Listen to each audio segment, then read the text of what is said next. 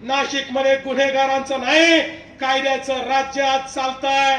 कोणाची हिम्मत नाही आहे आणि कोणी हिम्मत केली तर त्याचं कंबरड मोडल्याशिवाय राहणार नाही. हे देखील आम्ही केलंय.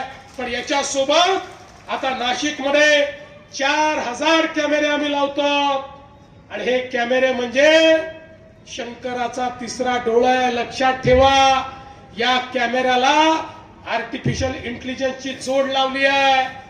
नाशिक मधलं या ठिकाणी प्रत्येक गुंडाची मुवमेंट आम्ही कॅप्चर करणार आहोत. नाशिक मध्ये काही घडलं तरी आमचा डोळा त्या ठिकाणी असणार आहे. याच्यामध्ये फेस रिकॉग्निशन देखील आहे, याच्यामध्ये बॅग रिकॉग्निशन देखील आहे, याच्यामध्ये नंबर प्लेट रिकॉग्निशन देखील आहे. सगळ्या प्रकारे आता नाशिक मध्ये कोणी बदमाशी करणार नाही याच्यावर नजर ठेवण्याकरता पोलिसांना आपण या ठिकाणी तिसरा डोळा दिलेला आहे.